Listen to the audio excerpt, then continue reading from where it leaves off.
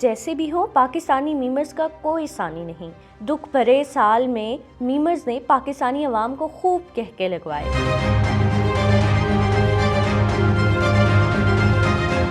साल 2023 के दौरान एक तरफ पाकिस्तान के हालात बेचैनी का शिकार रहे, वहीं सोशल मीडिया पर मज़ा से भरपूर मीम्स भी गर्दिश करती रहीं, जो काफ़ी वायरल भी हुई। साल 2023 के दौरान सबसे ज़्यादा वायरल होने वाली मीम मोए मोए थी, जो वायरल ट्रेंड सर्बिया की धुन थी, जिसने सोशल मीडिया पर एक तूफान बर्पा कर रखा था।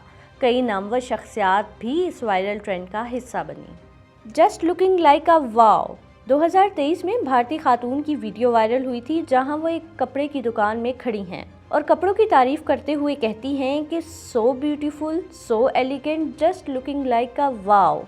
ये वीडियो देखते ही देखते वायरल हो गई और भारतीय यूट्यूबर और मौसीकार यशराज मुखाटे समेत बॉलीवुड स्टार अरुषि रौटेला और दीपिका पादुकोण भी ट्रेंड में शामिल हुईं। प्रोग्राम तो बढ़ गया। निजी टीवी चैनल के प्रोग्राम में नून लीगी रहनुमा अफनानुल्लाह खान और पीटीआई रहनुमा शेर अफजल मरवत के दरमियान लड़ाई हुई, जिसके बाद सहाफ़ी उनसे पूछता है कि इसके बाद प्रोग्राम जारी रहा, जिसके जवाब में शेर अफजल मरवत कहते हैं कि नहीं, प्रोग्राम किधर जारी रहा, प्रोग्राम तो बढ़ गया। आए इस मीम का आगाज़ बाहर से ताल्लुक़ रखने वाले आदित्य कुमार नामी छठी जमात के तालिब इल्म के इंटरव्यू से हुआ। जब रिपोर्टर ने आदित्य कुमार से इनके पसंदीदा सब्जेक्ट के बारे में पूछा तो उसने आए से जवाब दिया। जब रिपोर्टर ने सवाल दोहराया तो आदित्य ने जवाब दिया बैंगन, और इस तरह ये मीम मशहूर हो गई।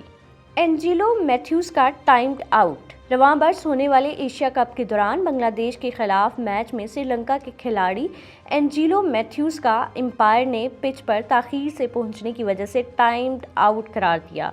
इसके बाद मीम्स का ऐसा सिलसिला शुरू हुआ कि पाकिस्तान की ट्रैफिक पुलिस ने हेलमेट की आगाही के लिए मुहिम में भी इस्तेमाल किया। नौरीन रो रही है। पाकिस्तान में दिसंबर के आखिरी अशरे में सोशल मीडिया पर नौरीन रो रही है भी खूब वायरल हुई। मीमर्स ने नौरीन के नाम का इतना इस्तेमाल किया कि मीम्स बनने लग गईं और लोग नौरीन रो रही है कि अपनी सियासी मुहिम के लिए भी इस्तेमाल करने लगे। ये मीम निजी टीवी के एक टॉक शो से आई, जिसमें की जाने वाली बहस पर पीटीआई के इंट्रा पार्टी इंतखाबात के गिर्द घूमती रही। प्रोग्राम में मौजूदा सीनियर सहाफ़ी हसन अयूब ने कहा कि पीटीआई में नए आने वालों की मकबूलियत में इजाफा हुआ, जबकि पुराने कारकुनों को पीछे धकेल दिया गया।